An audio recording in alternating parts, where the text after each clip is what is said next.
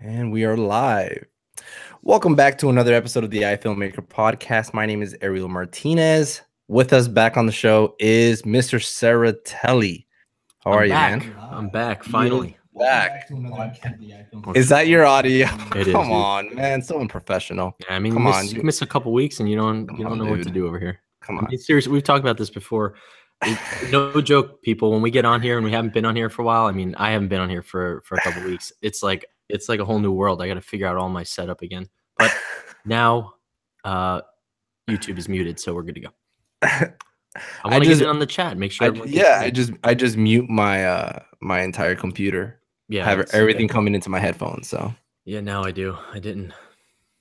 All right, man. So we've both been extremely busy. Our last episode we had with Mr. Chris Ray, I had a really cool conversation with him. For those of you that did not catch that, we were talking all about the GH5, at least what I know from the little time that I've had with it. He's had his for about 5-6 months, and he gave me his insight. He essentially said, man, that oftentimes he loves to pick that up over the red. For convenience purposes and, you know, just for the sole purpose of being able to record more. It was a really, really cool conversation. If you guys didn't hear that one yet, go check that one out, because it's a really, really cool conversation I had with Mr. Chris Ray. And the funny thing is, he was on the show, he was talking. He was like swearing up and down about the wooden camera cage. So I have currently the small rig cage that I picked up for the GH5, and he was telling me how awesome the wooden camera cage is that he has, and he definitely recommends me to get it. And then Wooden Camera heard that the episode, they reached out to me and they're telling me, hey, listen, we want to loan it to you so you can check it out and make a believer out of you, essentially. So that's going to be pretty cool. I'm going to go ahead and be able to test that out. Actually, when I saw it, it looks very interesting. It was different from what he showed me, or from what I guess I saw in a quick time that I was talking to him. It seems very versatile. So I'm actually pretty excited to play with it a little bit. Well, you got me interested in the GH5 for sure. You sent me some of those test shots, and with the Metabones adapter on there.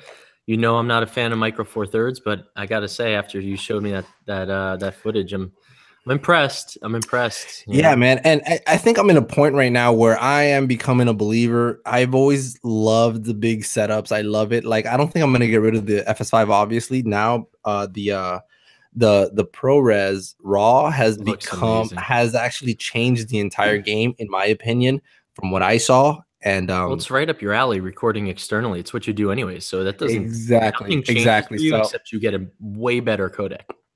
Yeah, so I'm definitely, like, those are two things now that have basically fallen on my plate, and I think that there's room for both, you know. And the GH5 has really I haven't been able to shoot with the swivel LCD. So convenient, so run and gun. As much as I do run and gun, that is amazing. I don't have to compromise quality. You know, it really gets me to where I want to go. And and now I'm even considering getting the GH5S, because it's so darn cheap. Like, they're so cheap for what it gives you. $2,000, well, $2,500 for the GH5S. It's not bad at all. It really isn't. So I'm definitely considering that camera now. The S doesn't have the stabilization though, right? It does not. So that would be a more but I do have the 24-105 with a really good IS as well. And that could be my A cam. The GH5S could be my A cam for recording interviews, you know, and it could be ready on a gimbal when I'm going handheld on the GH5. There's so many different reasons I can do it. Yeah. But just to have that option, it's just phenomenal. But anyways, if you guys want to hear that episode, you can go back to the episode number 95. We are on episode number 96, and that's going to be pretty cool. So just to remind you, thanks to everyone that's actually tuning in live, joining us on this episode. Just to remind you, if you guys want to catch our shows live, we do record these live on YouTube. Just go over to YouTube and check out the iFilmmaker podcast channel, and we are there recording live. Make sure that you're subscribed so you can get those notifications every time we go live, because this stuff is very sporadic. We're both full-time filmmakers, and we really have packed schedules. So we kind of do this kind of word of word of mouth. We just communicating with each other through text and trying to see when we're going to be able to record our episodes. So make sure you're subscribed to the YouTube channel, and there's several people right now tuning in live. You could be one of those people, so check that out. We have Mr. Ceratelli, Jersey filmmaker, on the show, as I mentioned before. Go ahead and check him out on Instagram, at Jersey Filmmaker. You just released a video, Yes. FS5 versus Evil 1. You had some issues. Let's talk about that real quick. I did have some issues on my own part. I mean, I never used the camera before. We were tight on time.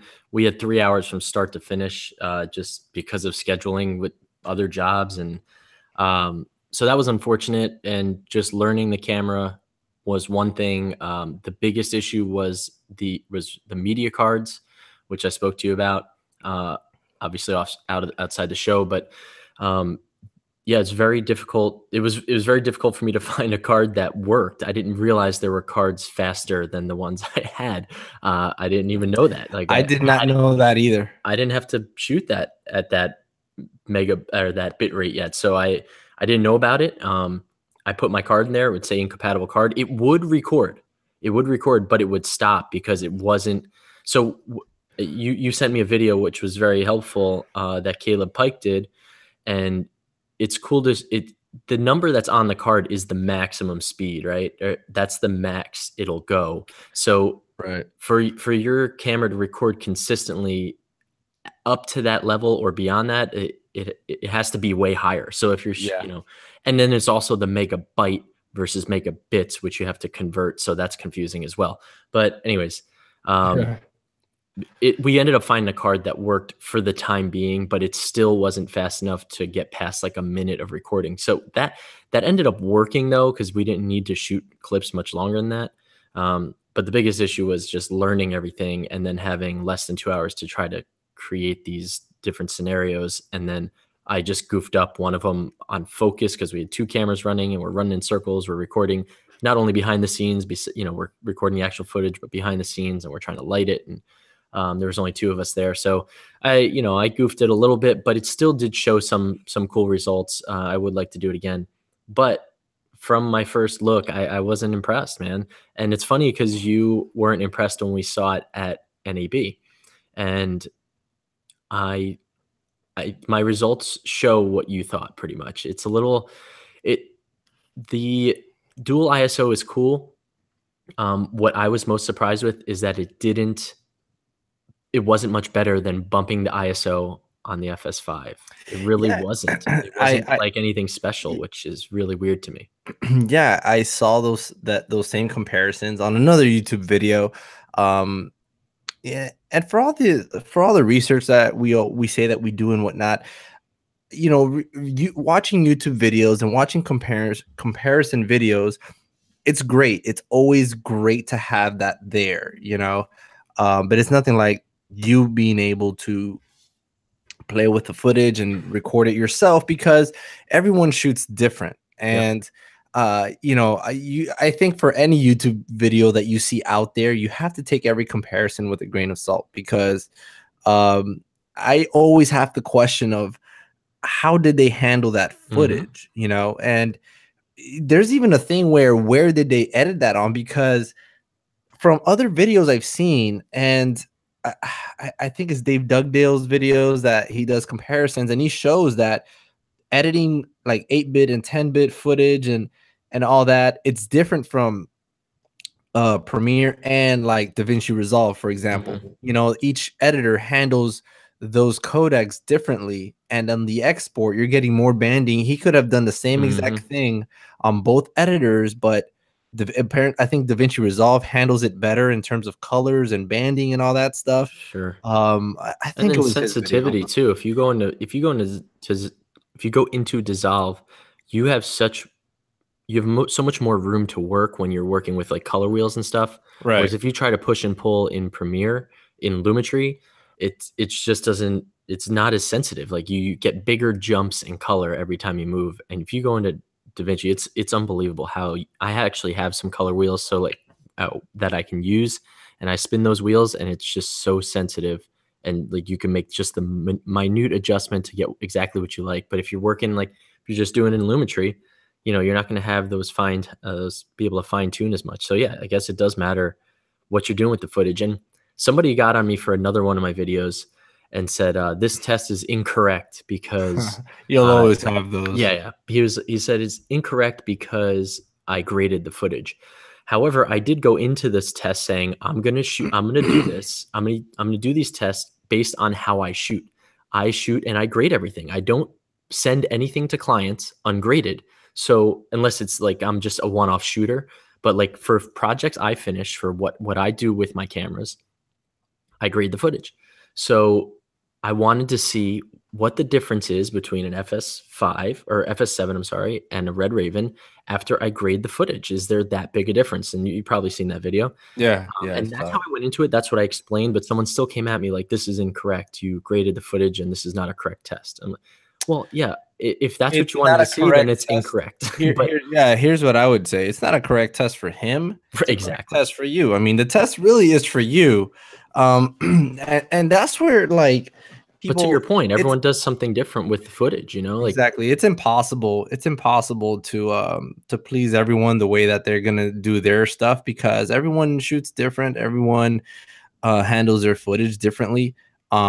This is why I say you have to take every video you see out there with a grain of salt because people do that stuff differently, you know, and even down to the editor that they use has to come into question, you know. And when I say come into question, you have to think about that stuff because the editor really does have a lot to do with how the final export comes out. So it's just that kind of stuff, man. The test was for you, really, and you're just basically sharing it with everyone, you know.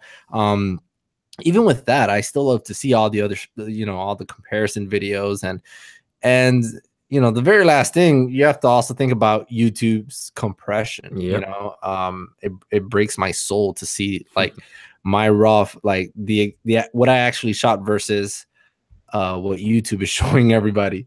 And I'm sure I'm not the only one there. So I'm very interested in some of the HDR stuff that people are on there and say, hey, this, you know, this looks overexposed right now. But if you saw this on my computer in HDR before I put it up here, you'd see. And I wish we could see that. You know, I don't have a HDR screen. I need to get a better understanding. Like I know what HDR is. I'm not quite sure how to take advantage of it. So I know that, you know, I can see if I'm, you know, if I'm clipping the whites and the details in the shadows, but I'm not, I guess I'm not, you know, it hasn't captured me more so probably because, you know, I just haven't really understood the full necessity of having HDR. I mean, what can that offer you? What is looking at an image in HDR mode? How is that different from looking at waveforms, for example? And if anyone's watching live and knows that answer, please feel free to chime in on that. If not, you know, I'll just be doing my research. I don't think it looks any different. You just have much more range. So yeah, so I've on the Shogun Inferno, right? I've gone on HDR mode. It becomes crazy flat, essentially. And you know what, my normal I'm looking at my normal image, but when I go to HDR mode, all the details in the highlights come back and the details in the shadows, it becomes a relatively flat image. And I'm wondering, like, is this what I'm shooting, or why am I looking at it like this if this is not the final product that I'm going to get? You know, so it's just something that I have to. I'm not sure. I guess it's a way to set exposure, maybe. I definitely don't want to get too much into it without having more information on it, but or really HDR shooting on stills, it takes multiple exposures, right? So it'll expose for your brights so that everything's exposed, and then it'll kind of underexpose, so make sure you're not clipping. Then it'll overexpose a little bit on the bottom end so that it doesn't really overexpose, but you know, so you catch all your shadows, and then there's one in the middle, and then it puts them all together. That's how an HDR photo works. I guess I don't know either how HDR video works, if it's taking 3 different exposures and combining them, or if it's just capturing. I think it's just capturing all that information. It's kind of like a raw image, but super dynamic range, I think, really. But it's just a different way of capturing it. And you got to do it through like an Atmos, like one of their things. You know, there's certain things that capture HDR, But and I is think the that Inferno does. like the HDR image that I'm looking at on my monitor? Is that what I'm gonna look at when I put it on my, for example, bring it into my computer?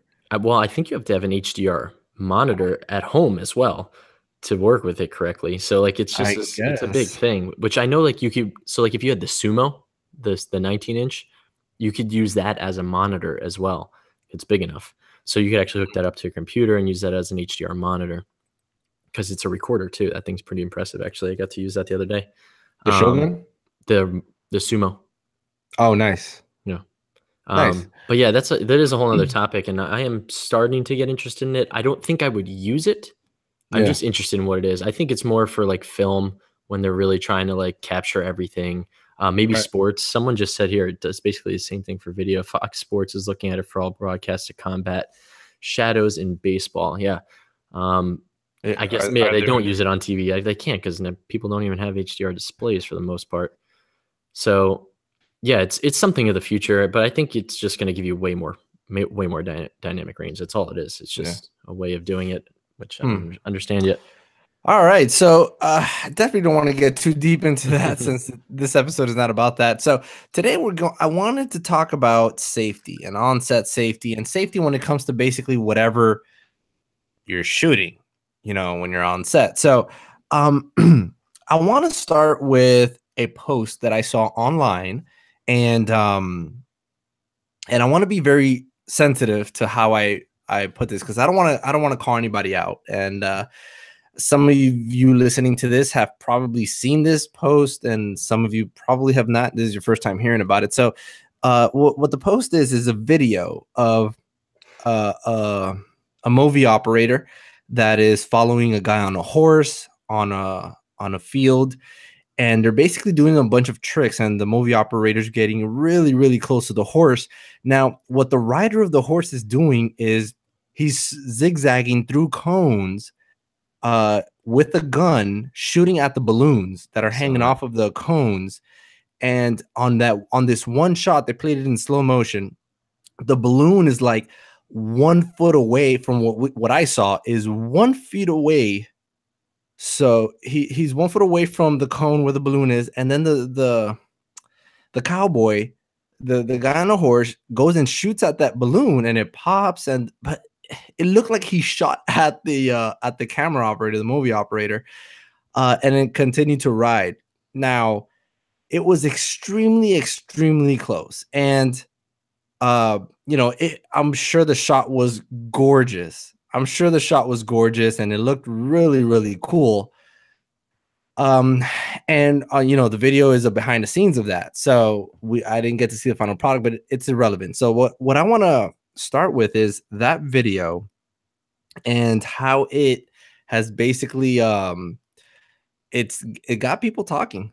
It definitely got people talking. So a lot of people have started saying this is extremely dangerous. Like, why would you do this? It's idiotic, and here's the thing, it's actually very little people saying that.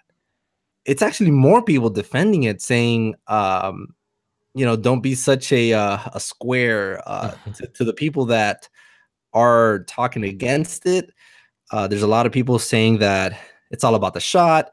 There's a lot of people saying things like that. And I guess it begs the question,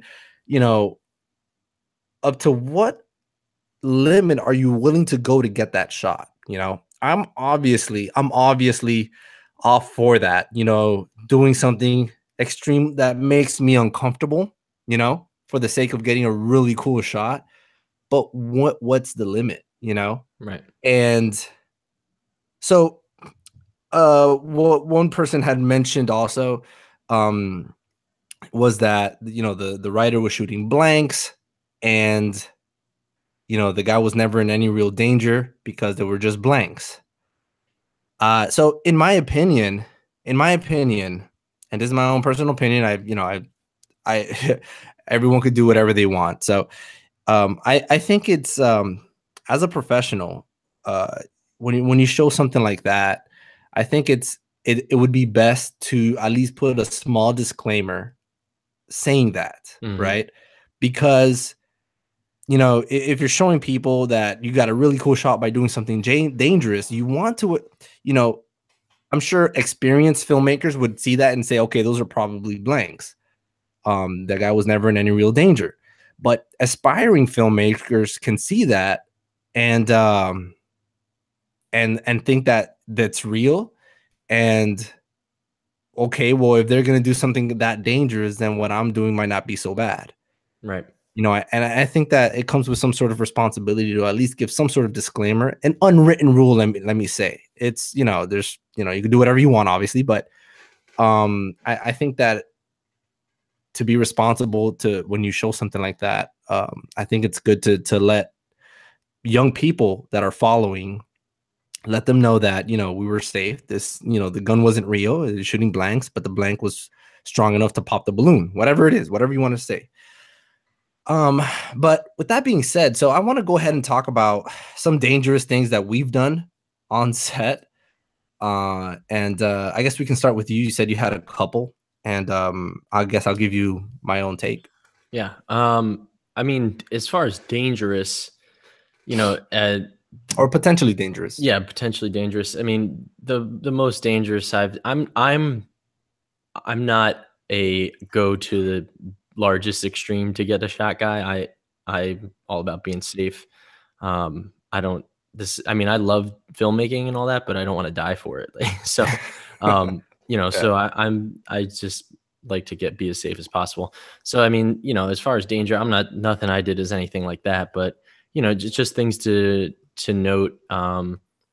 We were also using a Ronin and following some people, guys on bikes and stuff, and we were just hanging off the back of a pickup truck. Now we did have like the we did have the I wasn't the guy holding the Ronin, but we did have him, the operator, like strapped with, they were like seatbelt type things. They weren't bungees that locked into the side of the vehicle. But they weren't like perfectly tight. So we also actually had someone sit behind him and Mm, just straddle him and hold on to him just in case. Cause I mean, any bump or something, we weren't going fast, but we weren't going like 2 miles an hour either, you know? So, it was just like a second safety was because he wouldn't have fallen with him because those straps would have held them on for sure. mm. But just so he didn't bounce around too much and he was getting his shot, we just had an extra guy holding on to him. And then you could even have someone else holding their belt or something. Um, but I mean, getting on a moving vehicle is, I don't think, is very uncommon to try to get shots like that. Maybe you don't even have a Ronin, so you get in a car to get something smooth. Um, so just always strap yourself in. I've had guys shoot out of the back of a, I don't know, I guess a Jeep or something, where just the top portion of the backside open, just what do you call it, the rear door, just the Right. window open, you know. So they at least have that kind of bar in front of them. There's all kinds of ways to do it to be safer. I'm not saying this is the most dangerous thing in the world, and this is pretty simple, I think, to be safe about. But if you're going to get in a moving vehicle and you're holding on to a camera and you're trying to like focus on that and get a shot, it's pretty easy to hit a bump or someone swerves or comes to a stop and you can easily get off balance. So um, that's a pretty simple one, but it's just something I've experienced as far as safety in that regard. Um, the other thing I got beef for, this is a very simple one too, but Sure.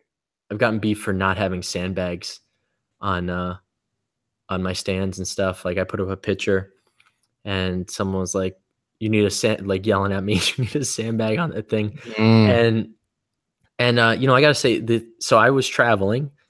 You can't travel with sandbags very easily. yeah. You know, so sometimes, and this was just, I had a boom mic on it, so they were like, "That boom's gonna fall on the client or the talent." And you know, we had it could have, but I had it tied down as far as the XLR cable, so you can like use the XLR to tie it Mm. down. And sometimes I've actually once put I had my toiletry bag, and I used that as a counterweight on the backside of the boom. Is that heavy?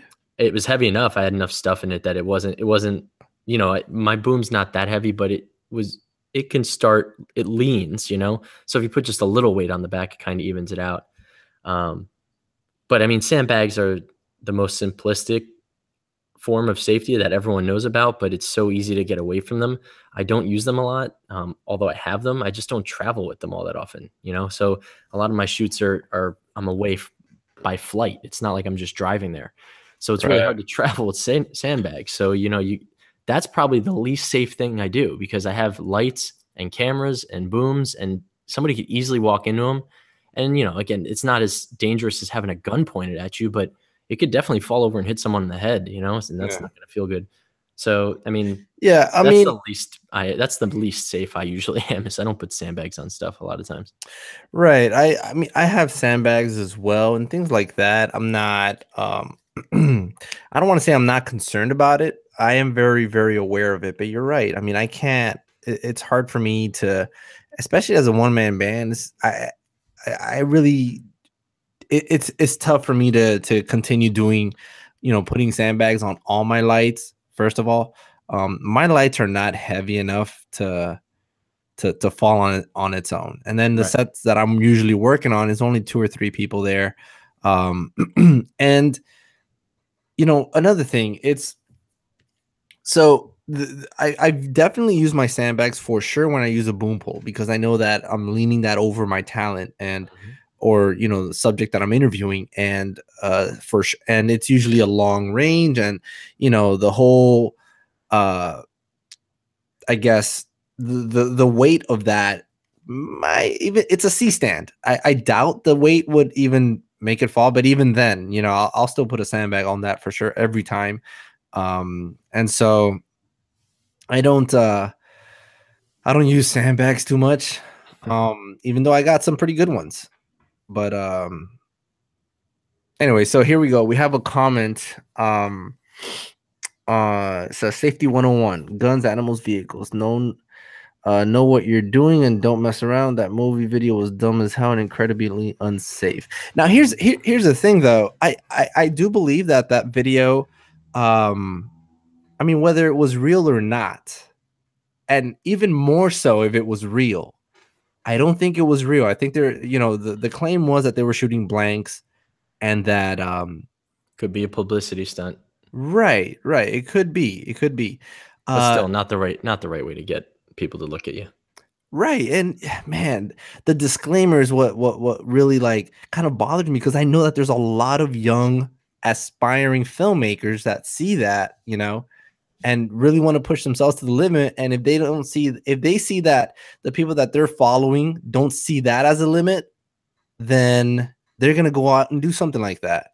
I just think it's I guess irresponsible to Yeah. not put a disclaimer. So that's my whole thing. I think the most dangerous thing I did was was in Colombia recently. I had was we're trying to follow some people riding a bike on some trails, and I was in a van and I was not getting a good angle at all.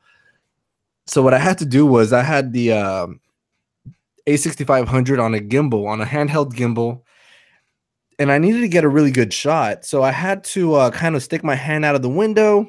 The sliding door was open completely, and Mm. we were going like I think we were going like 6-7 miles an hour.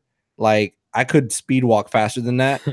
And so I'm like, even then, because it was kind of uphill, and even then, I need to basically just stick my hand out, but I was just still not getting the shot.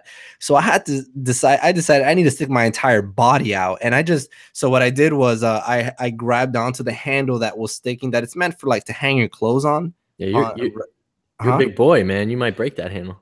I know I'm very heavy. So what I had my first AC there. My buddy that I had taken with me, he grabbed onto my belt he had a good, that guy was bigger than me.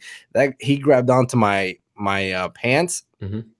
when I stuck my body. I didn't even ask him to do that. He just did it like right away immediately. I was just more focused on the shot than anything. Um it's funny because he's hanging on to me while taking a picture of the whole thing. So I posted that picture, but even with that picture, like you don't see him hanging on to me, and I made sure that I put a disclaimer letting people know that Mhm. I'm being held on to here. Like I'm being safe. And something I did that I honestly I don't even recommend people to do this. Also, I jumped out of the car I jumped out of the car, but we're going so slow that again, I was literally speed walking, almost speed walking faster than that thing. Um, but it was something that I was just so focused in the moment that it just happened. I realized, man, we're going pretty slow, so I can just go ahead and run and follow these people on the gimbal. So I did that for a little bit and I got tired and I actually jumped back in the car while it was moving. Uh, didn't let it stop, but it was quite an experience. But I think that that's probably the most dangerous thing. Do Um, do you know, mhm. I mean, this is, I don't know if this is definitely ironic timing. I don't know if you heard about this over the weekend. There's a filmmaker that died this weekend, Carlos Carvalho. He was headbutted by a giraffe. I don't know if you know that. So working with animals, Headbutted by a giraffe? he went in to get a close up, and apparently he flew like 16 feet in the air. And I guess he Wait, got wait, wait, too wait. close. So this thing just like swung its neck and head at him and Damn. just knocked him out. Done. So, I mean, you can never predict what an animal is going to do, especially ones that are that big. So, definitely be careful. I mean, like it was said already, safety 101, guns, animals, and vehicles are all very, very dangerous things. So, yeah, sad moment this weekend. So, Wow. Carvalho, a famed wildlife cinematographer, died after a fatal run-in with a giraffe on set, his mhm. company said. Oh my goodness. The South African, the South, the South Africa-based company said Carvalho was filming a feature Wednesday when the incident occurred. The filmmaker was flown to a hospital. Yeah, I think, I Wow. mean, yeah, it wasn't like it was just a guy on his own Right, right, right. in the woods or wherever you see a giraffe. It was like a legit set and they're making a film, and Yeah, wildlife. it's just, That's a whole nother ball game. yeah. Like I I don't. mean, I guess you know what you're getting into with that, but It seemed like he was experienced, yeah. and I'm a firm believer, and I see this all the time, even from people that have full on experience with wild animals. Well, You know, the crocodile hunter guy, what's his name? I mean, oh, that guy. same Man, thing, right? I mean, he's very experienced with those things, but he still didn't last. yeah, yeah. A wild animal is a wild animal. Yeah. Is a wild animal, man. It's Yeah, it's it's not for it's me. so dangerous, and one as big as a giraffe. I mean, honestly, I wouldn't think that a giraffe would do that. Yeah. That's incredible, man. That's really bad. Yep.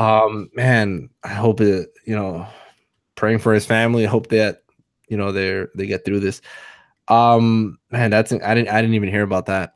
Yeah, so that's, So I I knew, mean I didn't know if you did, so it's ironic that you that's another picked this topic. example. That's another example of you gotta be careful, man. Gotta be very careful. And I'm sure that he's done that before. Um, I'm sure he's done that before. But It's just that one time with it's funny. animals, The right? other day I heard a story. I heard a story. It was like in China or Asia or something like that. It is not even a filmmaking thing. It was a guy trying to take a selfie with a bear right behind him. Oh, He encountered a bear and he got mauled to death. Come on, I mean, that's stupid. It's just now it's stupid. just common sense. Yeah. Like, okay. Now, let's move on from this stuff, but yeah, I mean, safety, like, this is what safety can lead to, right? It can lead to things that bad. So that's why it's so important. And some people take it very lightly and some people take it very seriously. But I personally something try to some take it very seriously. Yeah, something really, really bad only has to happen once for you to realize, Oh yeah. and you If really you don't want it to survive get it. to that point. You don't want to get to that point. It is so freaking dangerous. Um, Man, all I can say for this stuff, because I can't give an account for every situation that everyone can encounter. Take every safety precaution available. Like consult with experts, make sure that you're tied down, and I'm just talking in general right now. Make sure that if just do not overlook any safety protocol that should be taken when it comes to safety. It's something that can go really bad really fast, and it's something you just don't want to play with, you know. Again, you know, it's a cool saying, you know, it's all about the shot, and I'm guilty of saying that too. I'm guilty of saying that as well, but in you know, that being said, I've also tried to make sure that I'm as safe as possible. I'm as safe as possible, and you know, when oftentimes, if I recall correctly, like most of the times that I've used it, it's usually like you know things where I've had to get really dirty to get on the ground to get that shot, or this one time I was shooting a golfer. I was doing a small short piece on a golfer that he was a professional golfer. And it's the video is actually up on my website. And I wanted to get a really cool shot from him hitting it from the bunker. And sand, you know how that whole thing goes. But I wanted to get directly in front of him and get a really close up of the ball as it kind of gets picked up by the sand, and when he swings at it, it was going to be a really cool shot. But I would have had to. It required me to be directly in front of him, and it was where he could literally hit it right towards me, and just knock me out. Because those golf balls, I don't want to get hit by a golf ball. But he assured me, like you will not. No, and he assured me, I'm not going to touch you. I promise. The ball's not going to hit you. No, and I believed him. He's a professional golfer. I was comfortable, and it was all fine. I was safe. He never hit me. The sand went all over me. He did tell me that. The ball went over you? Yeah, the ball went over me. It was a really cool shot. Yeah. The ball went over me. I got full of sand, but he told me. Did you have a tripod with you? No, I was fully handheld. Okay. I was fully handheld. So tripod in there and get out of there. Only thing it's at risk is your camera. Yeah, so even with that, I kind of tried to hide behind my camera, just in case he messed up and went directly toward me. You put your head behind it, at least. Exactly. So that's exactly what I did. Still break an elbow or something. Yeah. So I made sure I got behind my camera. I'd say that's more dangerous than your car thing. Probably. If that ball comes off, I know he's a professional and he probably won't mess it. But that one time, if he skulls that thing, it only takes one time. That can hurt badly. Hit you in the throat or something. Oh man. Oh I don't God. Know. Yeah. Oh my goodness. Kneecap. Oh. No thanks. You're crazy. Oh man. So man, I fully encourage everyone out there that's listening. Please take all safety precaution. Everything you guys see out there, yes, it's cool. It's all about the shot. Get down, get dirty, get gritty. I've seen some pretty messed up cameras out there because it's all about the shot. I've seen cameras, reds, that are full of mud. I've seen FS5s that have like top piece missing. Yeah, man. That wasn't even about the shot. I wasn't even trying to I was just like not seeing where I was going. I just took a bad I just took a bad step there. Let's see. Brandon Fountain says, I can't believe you tried that even after your drone threw its propeller at you. Your face is a magnet. Is he talking about me? I don't know about your drone throwing a propeller at you. That's so funny because that's actually what happened. It's true. Yeah. I don't remember me sharing that here though. And wasn't when I was on. It must have been another episode. It's so funny because I did do an episode on how not to fly your drone. And I must have shared it there because if he's talking about it, I can't imagine Brandon talking about something else. So there was a part where I'm trying to troubleshoot because I'm one of those people that I just buy something new and I don't even read the instructions, especially if it's equipment, especially if it's your equipment. Look, camera. So these people know. Come on, I guess I shared that here. I just went out and flew it, not being like an expert in drones, and I flew it, came back, and whatnot. Crashing into a tree, came back, went right back out, and I'm wondering why is it not taking off? So what happened was, one of the propellers cracked. I came in, I replaced it, and went back out. But what was happening was it wouldn't go up when I wanted it to launch, and it would only one side would only go up. And then one side of the drone kept going up, and what happened was as it leaned over, it hit the ground. One of the propellers hit the ground, it cracked and literally hit me in my freaking cornea, like legit hit me in the eye. Like What? no lie, it was like dead center bullseye right in my eye. Jesus. Not even my eyelids, right in my eye. I freaked out. I'm like, I could have lost an eye just now. That was Yeah. so bad. And it just like poked you in the eye pretty much. Nothing went wrong. It literally poked me in the eye, a piece of propeller. But I kind of put two and two together, and then I started thinking, I wonder if these propellers are specific to where they need to go or how they need to go. So I looked it up, and sure enough, it was just the propellers that were, I put it in the wrong place. And that's what happens when you don't read the instructions. That was definitely that wasn't even, so that's a dangerous thing, is not reading instructions. That could get dangerous. That could get real dangerous, especially almost lost with an eye. Yeah, listen, again, I give disclaimers. That's why I named the title of that show, of that episode, is How Not to Fly a Drone. Because I had to share that encounter. I had to share that encounter. So I mean, don't want anybody else losing an eye, so it's nice that you did. Yeah, no, it's let me see, How Not to Fly a Drone, episode number 86. So go check that out, guys. If you get a new drone, don't do what I did. Learn from my mistakes. Please read the instructions, know how to fly that thing. But yeah, I'm lucky to have my eye. It was incredible. That freaked me out for sure. Well, I'm glad you're still with us and your eye. No, that's dangerous. That's like my livelihood, man. If I lose an eye, goodness, I can't see my monitor here on the right. I'm gonna have to put it on the left. You have to get rid of the monitor on the right. You can only see the one on the left. Exactly. So I'm not gonna be able to do that. Oh man. So is there any other stories that we can think of, or any other examples, period, where it's all about the shot, but you just got to be careful?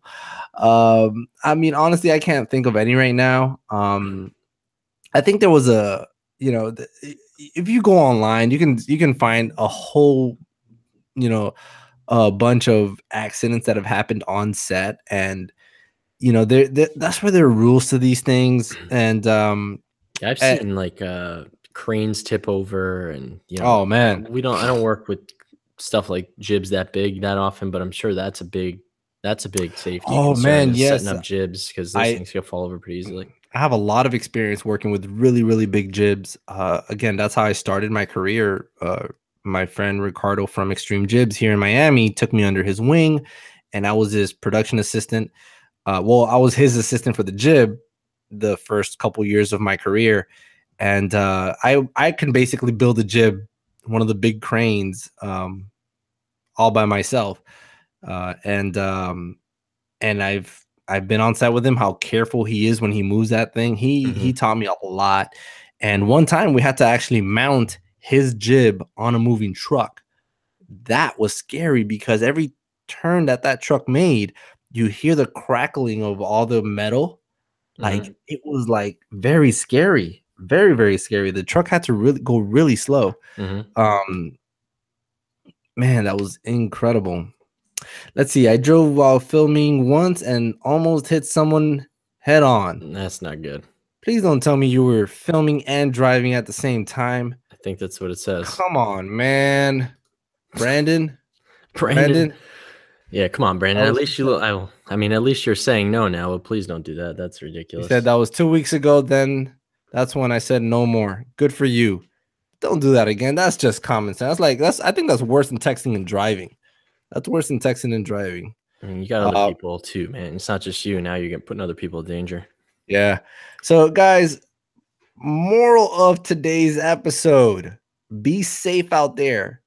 Go get that shot, but be responsible. Don't put yourself at risk, your life at risk for no reason. There is absolutely no reason why your life should ever be at risk. Maybe your camera. Maybe your camera. Maybe you want to hang your camera out the door. Maybe you want to hang it out of a boat. Do not hang yourself out of a boat. Do not hang yourself. Maybe a boat might be fine, but do not hang yourself out of a car with no kind of support whatsoever. Take all kinds of safety precautions, please. Don't tell your friends to shoot right next to you with a real gun. Do not do that.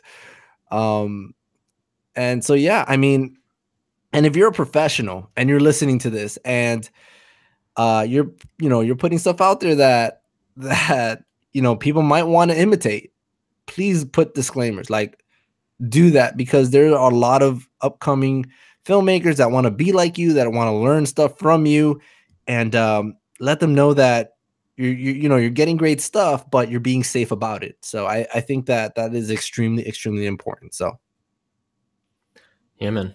Be safe. That's so it. that was a good episode today. I've been wanting to talk about this for a little while, and I've been kind of back and forth about I guess the context of what I would be talking about. So I'm glad we were able to finally do this on episode number 96 of the iFilmmaker podcast. So just a reminder that we are currently, maybe not as you're listening to this on iTunes, but as we're recording this, we are live on YouTube. We have several people online that joined us. Thank you, Camera Movement LLC, Brandon Fountain. We had Twisted Art Productions. Thank you all for tuning in live and getting in the conversation and talking with us. So we're gonna be having some special guests coming in the show in the very, very near future. Be on the lookout for that. We have some giveaways coming up. Oh, dude, we have to talk. I just wanted to mention this light real quick that I have behind me. This is a F&V light panel. Such a nice light. Really, really cool. It's 2x1? Huh? It's a 2x1? It's a 2x1. Yes. Nice. So you and I met these people over there at NAB. Remember, toward the end? Yep. Their panels were fantastic.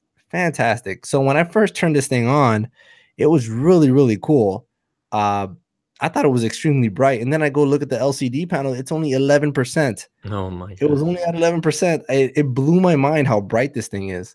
And I turned it up all the way. I was blinded by the bounce of the wall. What's it at right now? Right now, I think right now it's like at 10%, maybe. Wow. Right now it's at 10%. It's behind me. Those of you that are not watching, you can go on YouTube, check that out. But it's a really, really cool light. What blows my mind even more is that it's bicolor. Awesome. Normally bicolor LED panels are not that bright. So it's a really cool one. I'm going to talk more about it on the episode. And we actually have a giveaway coming up with maybe not the 2x1, but I think we have the this is the FNV Z800S soft. We're going to do a giveaway with the Z400S soft. So basically the smaller. Is it the 1x1? I think so. Okay. Maybe it's a 1x1. So we're going to be doing a giveaway with that very soon. Be on the lookout for that. So thank you to everyone that joined us on this episode. Remember, if you want to find more of our episodes, you can go over to iFilmmakerpodcast.com. We have everything there, all of our previous episodes. We're also on iTunes, YouTube, SoundCloud, Google Play. Check us out there. Leave us a review. We definitely appreciate that. Mr. Ceratelli with us on this episode. Check out Jersey Filmmaker on Instagram, and also know that he has a YouTube channel putting out some great, great content, and people are starting to take notice. So go and check that out. You can follow me on Instagram. It's arielmartinez.tv, and that is actually also my website. So thank you guys for listening on this episode. Thank you for everyone that joined us live, and Mr. Ceratelli, I will catch you on the next one. Yeah, man. See you next time.